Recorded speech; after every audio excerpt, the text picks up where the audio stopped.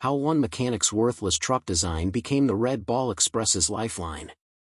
June 4, 1942, 10:24 a.m. Pacific Ocean, 240 nautical miles northwest of Midway Atoll. Lieutenant Commander Wade McCluskey looked down from 14,000 feet and saw what should have been impossible. 4 Japanese aircraft carriers steamed below him in perfect diamond formation. Their flight decks were packed with armed aircraft, fuel lines snaking across wood planking, ordnance carts positioned beside waiting bombers. Every plane was being prepared for launch. The carriers were at their most vulnerable state possible. This was not supposed to happen. McCluskey had spent the past 2 hours searching empty ocean, his fuel gauges dropping toward zero, 32 dive bombers following him toward what seemed like certain failure. The Japanese fleet was not where intelligence had predicted. His squadrons from Enterprise and Hornet had become separated. Torpedo Squadron 8 had already been annihilated. Only one man survived. The American attack was falling apart. But McCluskey had made a decision 30 minutes earlier that would change the course of the Pacific War. When he reached the expected intercept point and found nothing but empty water, he did not turn back. Instead, he spotted a lone Japanese destroyer racing northeast at full speed. The destroyer Arashi had been depth-charging the submarine Nautilus and was now rejoining the main fleet. McCluskey made an intuitive leap. He followed the destroyer's wake. Now, as he pushed over into his dive, McCluskey was about to deliver a blow that would destroy Japanese naval supremacy in 5 minutes of devastating violence. The Japanese had no idea American dive bombers were overhead. They had no radar. Their combat air patrol of Zero fighters was down at sea level, having just finished slaughtering American torpedo bombers. The sky above the carriers was completely undefended. What happened in the next 5 minutes would later be described by Admiral Chester Nimitz as the moment that decided the fate of the Pacific Fleet and the forces at Midway. It was 10:24 a.m. when Lieutenant Commander McCluskey rolled his SBD Dauntless into a 70 degrees dive. 31 more dive bombers followed him down. The Japanese lookouts screamed their warning seconds too late. To understand why these 5 minutes mattered so profoundly, you must understand what Japan believed about itself and what it had accomplished in the 6 months since Pearl Harbor. The Japanese Empire in early 1942 considered itself invincible. The statistics seem to prove it. Since December 7, 1941, Japanese forces had conquered an area larger than Europe. They had taken Hong Kong in 18 days, Manila in 26 days, Singapore in 70 days.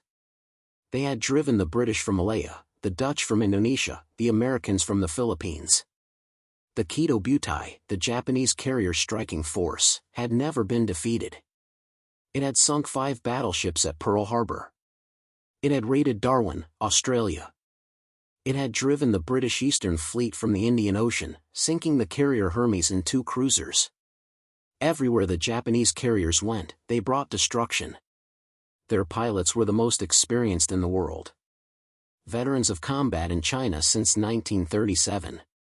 Their Mitsubishi Zero fighters outperformed every Allied fighter in the Pacific. Their torpedo bombers and dive bombers had proven devastating against every target. Japanese naval doctrine emphasized the offensive spirit, the supremacy of attack, the inevitability of victory through superior training and fighting spirit. The concept of Yamato Damashii, the spirit of Japan, was supposed to overcome any material disadvantage. Japanese officers believed their forces were simply better than the Americans, better trained, more experienced, more dedicated, willing to die for the emperor. Admiral Isoroku Yamamoto, commander of the combined fleet, had designed the Midway operation to finish what Pearl Harbor had started. The plan was elegant in its ambition. A diversionary attack on the Aleutian Islands would draw American attention north. Then the main force, the most powerful fleet Japan had ever assembled, would strike Midway and lure the American carriers into a decisive battle. The Japanese would crush them with overwhelming force. The numbers seemed overwhelming. Yamamoto had assembled over 200 ships for the Midway operation. 4 fleet carriers, 2 light carriers, 11 battleships, 16 cruisers, 46 destroyers, 15 submarines. The carriers Akagi, Kaga, Soryu, and Hiryu carried 248 aircraft. The most experienced naval aviators in the world. The battleship Yamato, flagship of the combined fleet, displaced 72,000 tons and carried 9 18-inch guns, the largest naval rifles ever built. Against this armada, the Americans could muster 3 carriers, 8 cruisers, 15 destroyers. The carrier Yorktown had been damaged at Coral Sea and should have required 3 months of repair. Pearl Harbor Navy Yard mechanics had patched her in just 3 days, good enough for one more battle. The American force was outnumbered in every category except one. They knew the Japanese were coming. Commander Joseph Rockefeller and his team of codebreakers at Station Hypo in Pearl Harbor had cracked the Japanese naval code. They knew the target was Midway. They knew the date was June 4th. They knew the composition of the Japanese force and their approach route. Admiral Nimitz had positioned his carriers northeast of Midway, hidden and waiting. But knowing the enemy was coming did not guarantee victory. The American attacks on the morning of June 4th had been disastrous. Marine fighters from Midway had been slaughtered by Zeros. Army B-17 bombers attacking from high altitude scored no hits. Marine dive bombers pressing home their attacks were shot down in flames. Torpedo bombers from all 3 American carriers attacked separately without fighter escort, without coordination. Torpedo Squadron 8 from Hornet. All 15 planes were destroyed. Only Ensign George Gay survived, floating in the Pacific watching the battle rage around him. Of 41 American torpedo bombers that attacked the Japanese carriers, only 6 returned to their ships. Not one scored a torpedo hit. The attacks seemed suicidal and futile. Japanese Zero fighters dove from above, their 20mm cannon ripping apart the slow, obsolete TBD Devastators. Anti-aircraft fire filled the sky with black bursts. American torpedoes plagued by defects ran under their targets or failed to explode. On the bridge of the carrier Akagi, Commander Mitsuo Fukuda watched the American attacks with contempt mixed with respect. Fukuda had led the Pearl Harbor attack. He had commanded the air group that destroyed Battleship Row. He understood combat aviation as well as any man alive. The courage of the American torpedo bomber crews impressed him. But their attacks had been futile. Not one carrier was damaged. The Americans were throwing away their planes and crews for nothing. What Fukuda did not realize was that those suicidal torpedo attacks had accomplished something crucial. They had pulled the Japanese combat air patrol down to sea level. Dozens of Zero fighters swarmed low over the water, finishing off the last American torpedo bombers. Every Japanese fighter was down low, their pilots focused on the immediate threat. No one was watching the sky above. At 10:20 a.m. on Akagi, Admiral Chuchi Nagumo gave the order to launch the counterstrike against the American carriers. Japanese scouts had finally located the American fleet. Nagumo would destroy them. On Akagi's flight deck, 36 aircraft sat in launch position, engines warming, dive bombers and torpedo bombers, all armed and fueled, ready to devastate the American carriers. On Kaga, 30 planes waited. On Soryu, another 21.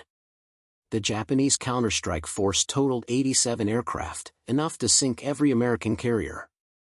Admiral Nagumo was confident. His carriers had just repelled massive attacks. His pilots had shot down dozens of American planes. Now it was time to strike back. The big carriers began turning into the wind. Within 5 minutes, all planes would be launched. The destruction of the American carrier force would begin. Then the dive bombers arrived. Lieutenant Commander McCluskey's radio call was simple. Attack.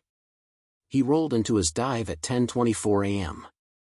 Behind him, 31 more SBD Dauntless dive bombers pushed over. They fell from 14,000 feet at 260 miles per hour, howling down at 70 degrees angles. The Japanese had no time to react. The anti-aircraft guns that had devastated the low-flying torpedo bombers could not elevate fast enough to track the dive bombers. The Zero fighters were miles away and thousands of feet too low. The Japanese carriers, having just turned into the wind for launch operations, could not maneuver. They were perfect targets. At 2,500 feet, the pilots released their bombs. 500-pound armor-piercing bombs with delayed fuses designed to penetrate a ship's deck before exploding. The bombs fell for 4 seconds before impact. Those 4 seconds decided the war. The first bomb hit Kaga at 10:25 a.m. It struck just aft of the island's superstructure. The explosion detonated aviation fuel and armed bombs on the flight deck. A second bomb hit near the forward elevator. A third hit the port side. A fourth struck the bridge, killing Captain Juichi Okada and most of the senior officers. Within 60 seconds, Kaga was transformed from a powerful warship into a funeral pyre. Simultaneously, 3 planes from Lieutenant Richard Best's section dove on Akagi. The formation had been confused. Almost all the dive bombers had attacked Kaga. Best pulled his 2 wingmen out of their dives and headed for the second carrier. His bomb hit Akagi precisely amidships, penetrating the flight deck and exploding in the hangar deck. The shockwave detonated torpedoes and bombs stored there. Secondary explosions ripped through the ship. Commander Fukuda, standing on Akagi's bridge, heard the scream of the dive bombers seconds before impact. He looked up to see 3 black aircraft plummeting toward his ship. A terrible silence hung over the ship for an instant. Then the first bomb hit. The explosion lifted him off his feet. Smoke and flame erupted from the hangar deck. He watched in horror as Kaga and Soryu also erupted in flames. 3 carriers burning simultaneously. The scene was, in his words, horrible to behold. The third carrier, Soryu, was attacked by dive bombers from Yorktown. Lieutenant Commander Max Leslie led 17 planes in a perfectly executed attack.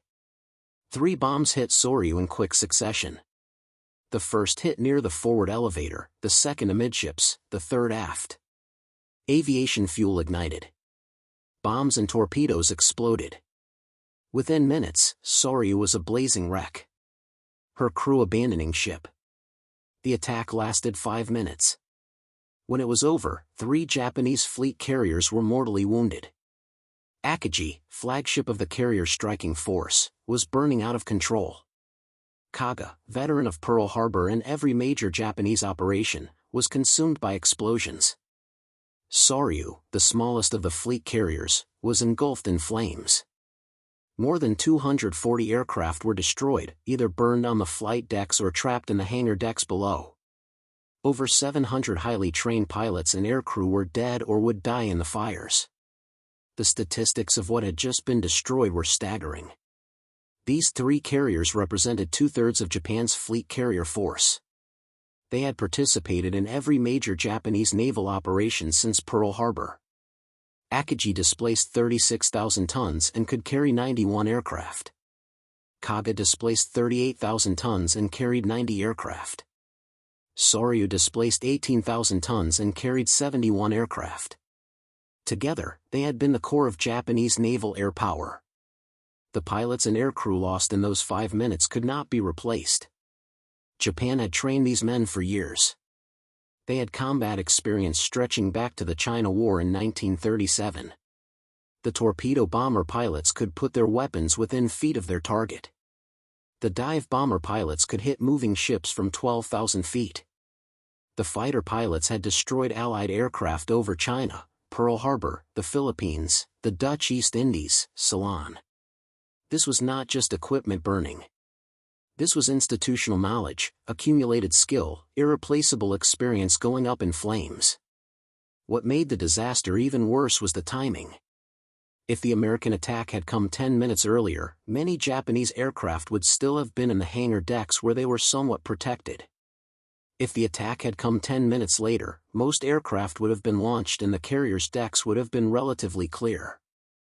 But the American dive bombers arrived at the worst possible moment. Every carrier had its deck packed with fully fueled, fully armed aircraft. The flight decks had become bomb magazines. Admiral Nagumo, shaken by the explosion, attempted to maintain command from Akagi's bridge, but fires were spreading. Smoke filled the bridge. At 10:46 a.m., he abandoned ship, climbing down a rope to escape the flames. His staff followed. They transferred to the light cruiser Nagara. From there, Nagumo could only watch as his striking force burned. On Akagi, damage control parties fought desperately.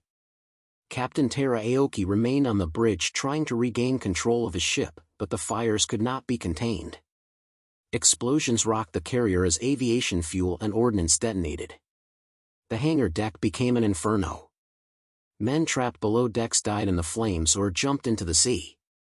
The air officer looked back at Fukuda and said they would not be able to stay on the bridge much longer. Fukuda, already injured from an appendectomy before the battle, could only watch as the carrier that had carried the attack to Pearl Harbor died. 267 men perished aboard Akagi. Kaga's fate was similar. The multiple bomb hits had created fires that raged out of control. The carrier's damage control systems had been designed for single hits, not multiple simultaneous explosions. Water mains ruptured. Power failed. Communications between decks were cut. Men fought fires with no water, no power, no coordination. The ship's list increased as water flooded lower compartments. By afternoon, the order was given to abandon ship. 81 men died aboard Kaga. Soryu suffered the fastest death. Captain Ryosaku Yanagimoto refused to leave his ship. His executive officer and others begged him to abandon the burning carrier. He refused. He would go down with his ship. Soryu's hull was relatively thin compared to the larger carriers. The fires burned through bulkheads more quickly. The ship developed a severe list. At 7:13 p.m. on June 4, Soryu rolled over and sank, taking Captain Yanagimoto and 71 crewmen with her, but one Japanese carrier remained. Hiryu had been several miles north of the other three carriers during the American attack. She escaped the devastation. Rear Admiral Taman Yamaguchi, commanding Hiryu, immediately prepared a counterstrike. At 10:50 a.m. while the other three carriers burned, Hiryu launched 18 dive bombers escorted by 6 Zeros. At 1:30 p.m., these aircraft found and attacked Yorktown, scoring 3 bomb hits that set her afire and knocked out her boilers.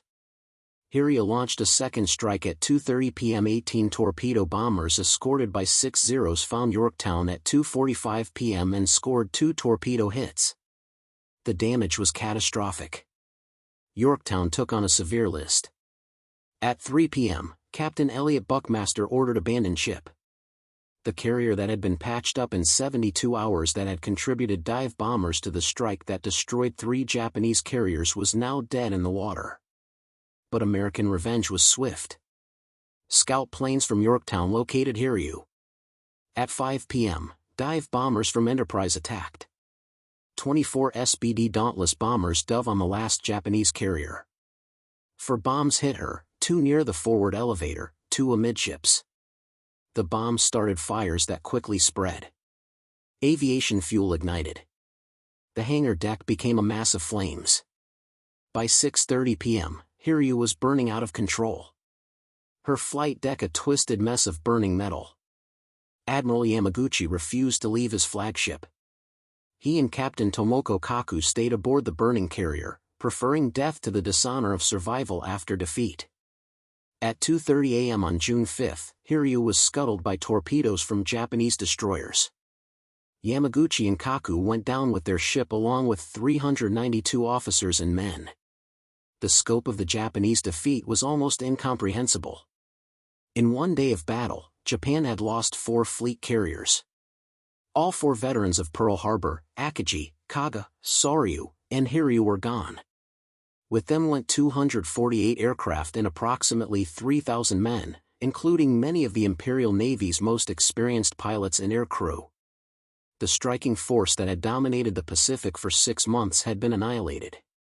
The psychological impact was shattering. Japanese naval officers had believed their training, their experience, their fighting spirit made them invincible. They had conquered half the Pacific in 6 months. They had never been defeated in a major fleet engagement. And now, in one morning, the core of their carrier force had been destroyed by a numerically inferior American fleet. Commander Fukuda, recovering from his broken ankles aboard the destroyer that rescued him from Akagi, understood immediately what had happened. Japan had lost the war. Not the battle, but the war. The margin of naval air superiority that had enabled Japan's conquests was gone. The experienced pilots who could not be replaced were dead. The carriers that required years to build were at the bottom of the Pacific.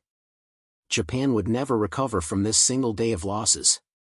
The contrast with American losses was stark. The United States lost one carrier, Yorktown, which was already damaged and should not have been in the battle. The destroyer Hammond was sunk by a Japanese submarine while conducting salvage operations on Yorktown. Total American aircraft losses were 147 planes. Total personnel losses were 307 men. The exchange ratio was catastrophic for Japan. 4 carriers for 248 aircraft for 147, approximately 3,000 men for 307. The real difference was industrial capacity. The United States could replace its losses. Japan could not. Yorktown was one of 7 American carriers in commission. 2 more, Essex and Independence, would be commissioned before the end of 1942. By the end of 1943, the United States would commission 13 fleet carriers and 9 light carriers. By the end of the war, the United States Navy operated over 100 carriers of all types, including fleet carriers, light carriers, and escort carriers. Japan could not match this production. Japanese shipyards could build perhaps 1 carrier per year under ideal conditions. The industrial base was too small. The resources were limited. The skilled labor was insufficient. Japan had begun the war with 6 fleet carriers and 4 light carriers. After Midway, 4 of the fleet carriers were gone. The 2 fleet carriers damaged at Coral Sea, Shokaku and Zuikaku, would not return to service for months. Japan's carrier force was crippled. The pilot losses were even more devastating. Japanese naval aviation training took years to produce combat-ready pilots. The standards were extremely high. The washout rate was severe. Japan had perhaps 1,500 highly trained carrier pilots at the start of the war. After Midway, perhaps 1,000 remained, and the training pipeline could not produce replacements fast enough. By 1944, Japanese carrier air groups would be filled with minimally trained pilots flying obsolete aircraft against American pilots with hundreds of hours of training in the most advanced aircraft in the world.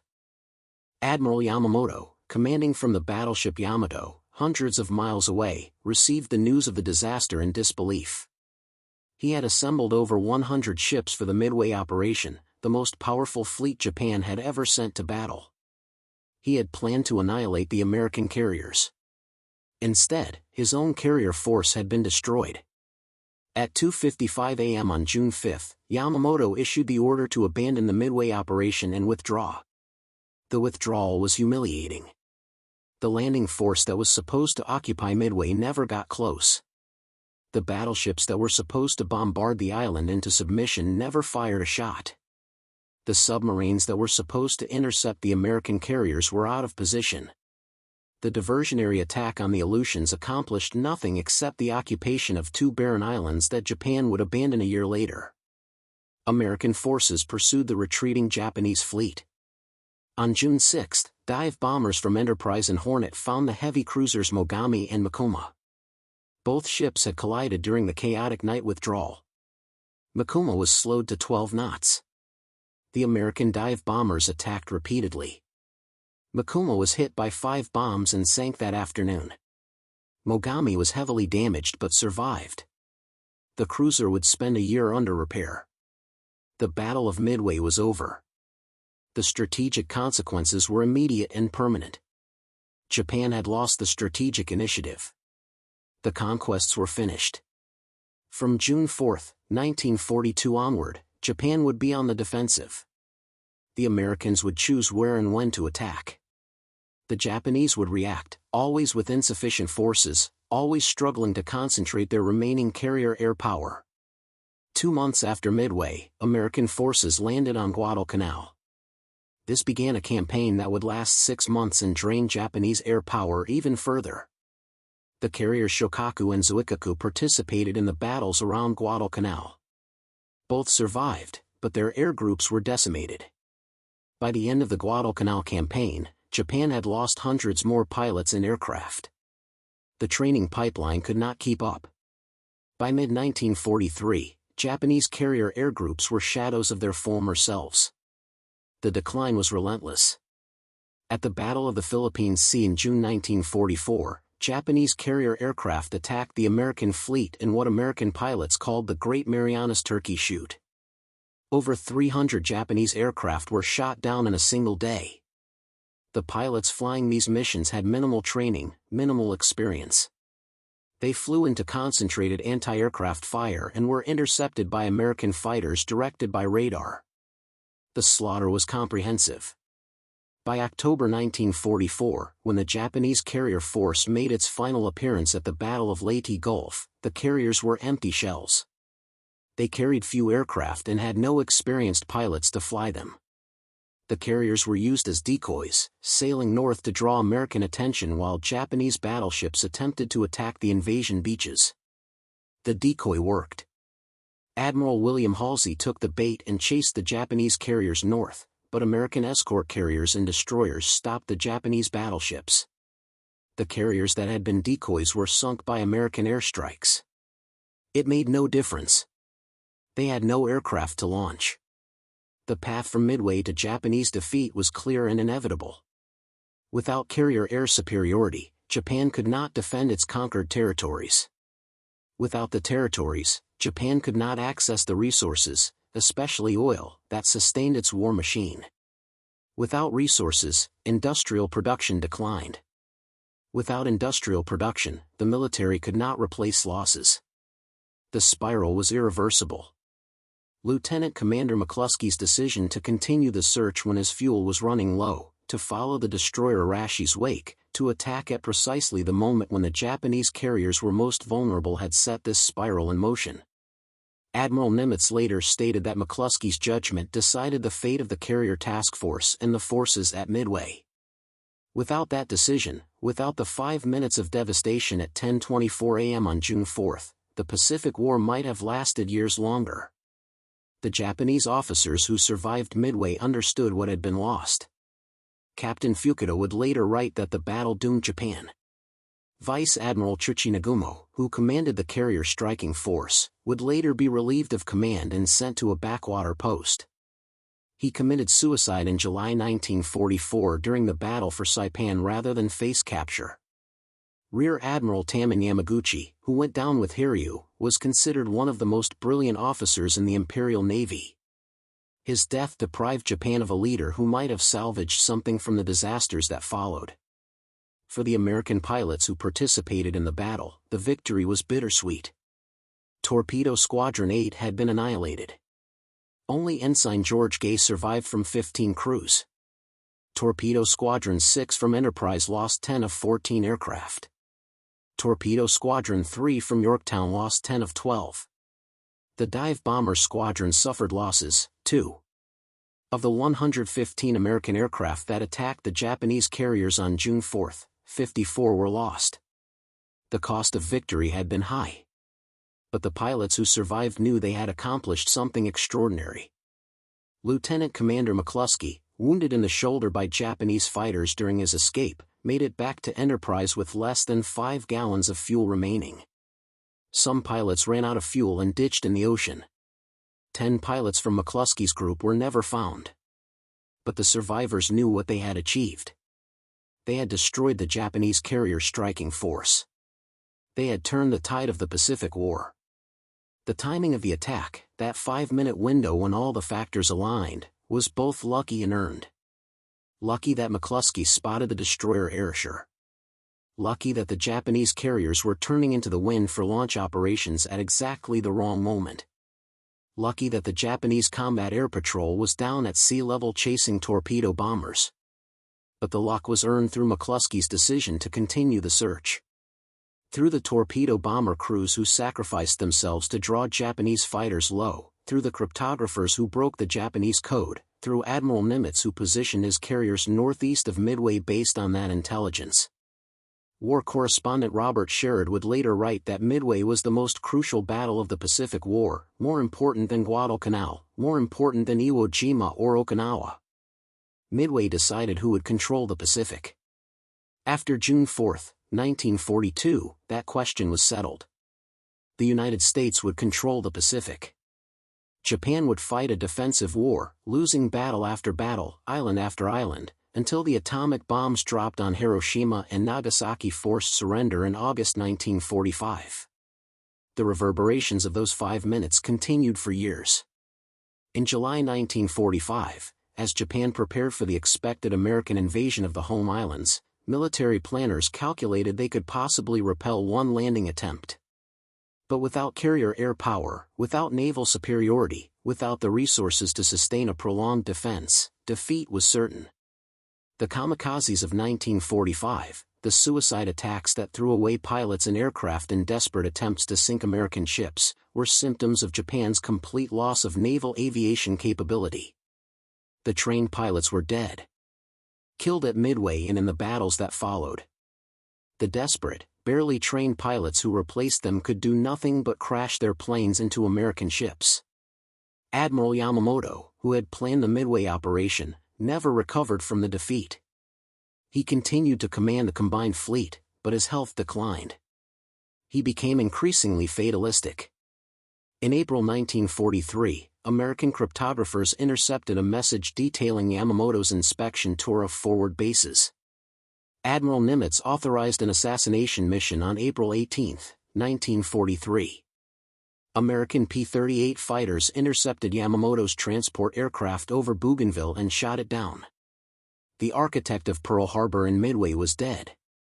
His death was a direct consequence of American code-breaking, the same advantage that had enabled victory at Midway.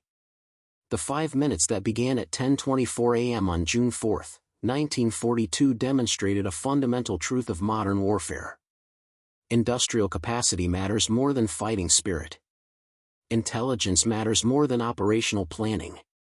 The side that can replace losses faster will win.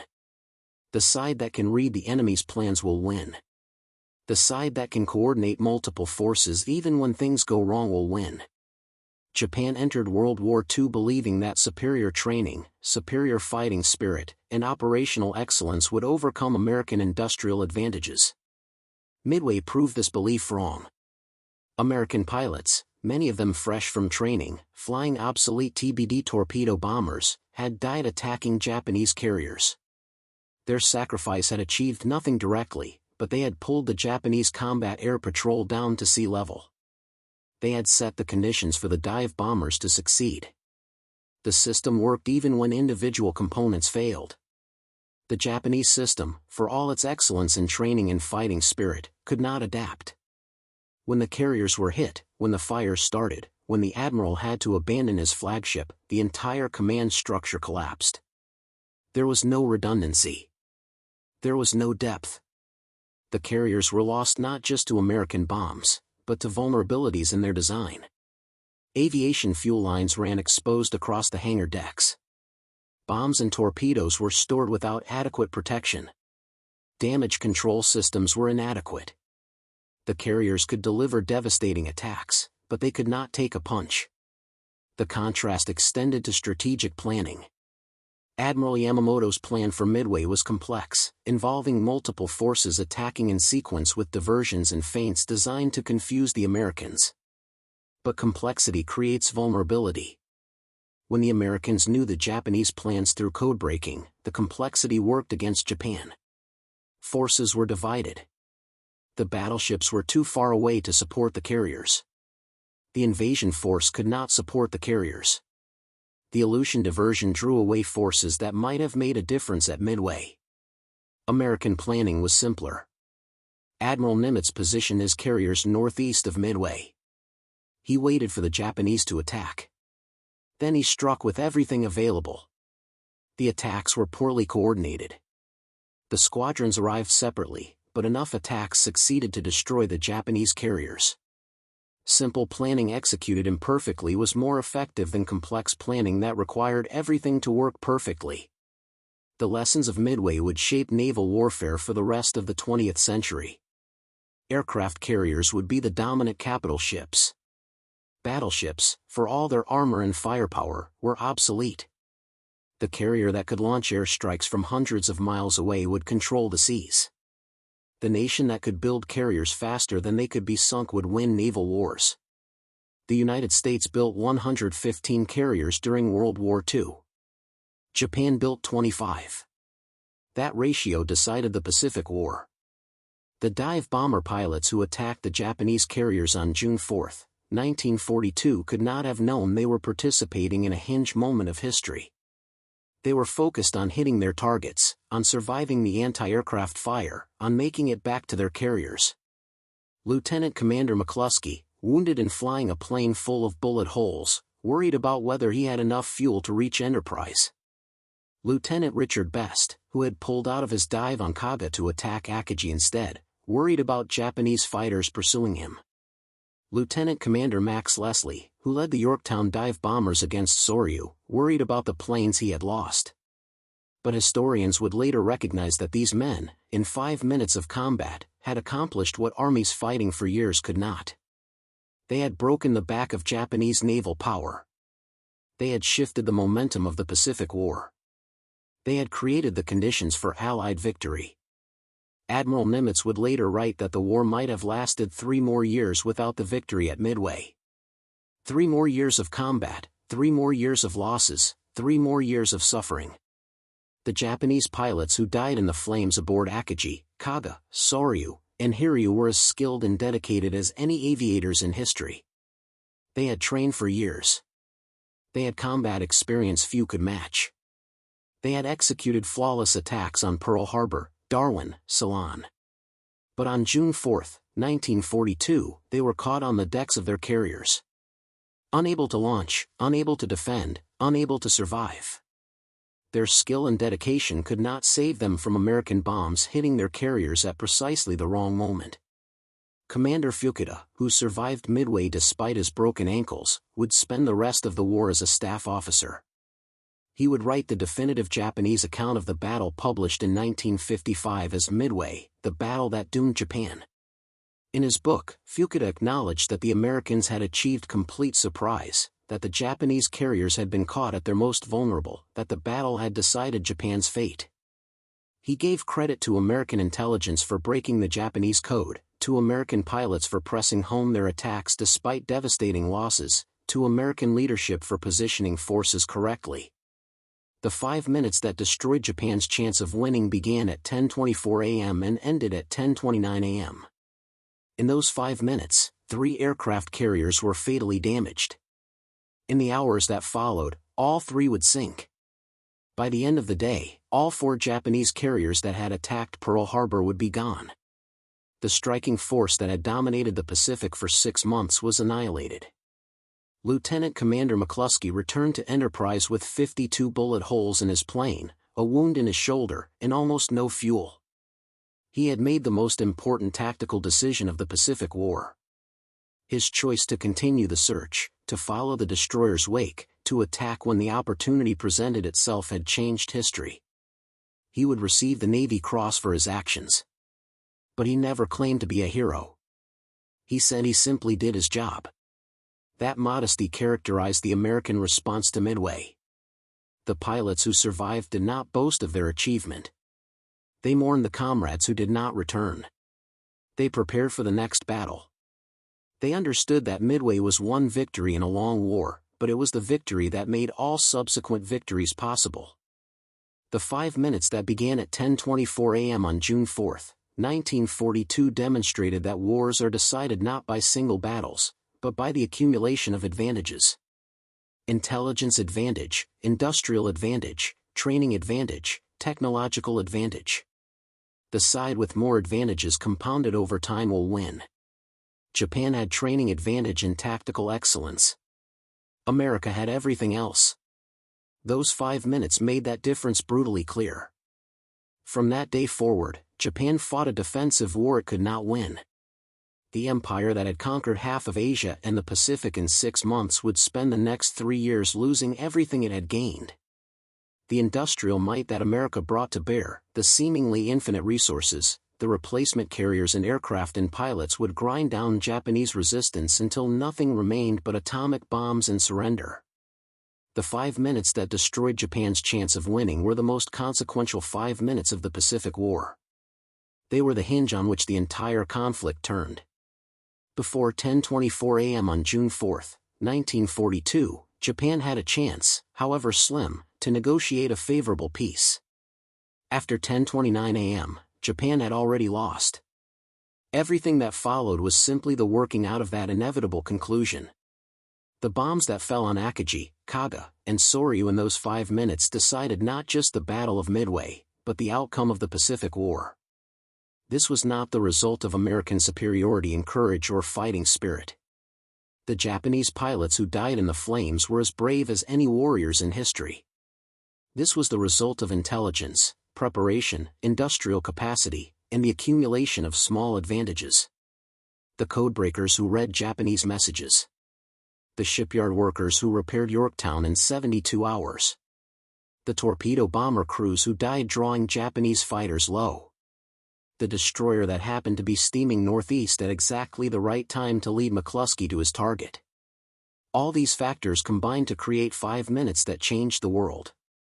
Lieutenant Commander McCluskey asked later about his decision to continue the search. He had no choice. His orders were to find and destroy the Japanese carriers. He found them. He destroyed them. That was his job. The fact that his judgment in those critical moments when fuel was running low and the ocean seemed empty decided the fate of nations was simply part of war. Sometimes individual decisions matter more than anyone could predict. Sometimes 5 minutes matter more than 5 years. Sometimes a single pilot's choice to turn north instead of south changes the course of history. The Japanese carriers Akagi, Kaga, and Soryu burned for hours before sinking. The fires that started at 10:24 a.m. could not be contained. The aviation fuel, the bombs, the torpedoes stored throughout the ships kept exploding. Bulkheads collapsed. Decks buckled. Men trapped below decks died in the flames or drowned when compartments flooded. The ships that had seemed invincible in December 1941 were gone by dawn on June 5, 1942. 5 minutes 30 seconds. The time it takes to make a cup of coffee. The time it takes to walk a city block. The time it takes to change the world. At 10:24 a.m. on June 4, 1942, Japan still had a chance. At 10:29 a.m., that chance was gone, consumed by the flames burning aboard 3 aircraft carriers in the middle of the Pacific Ocean.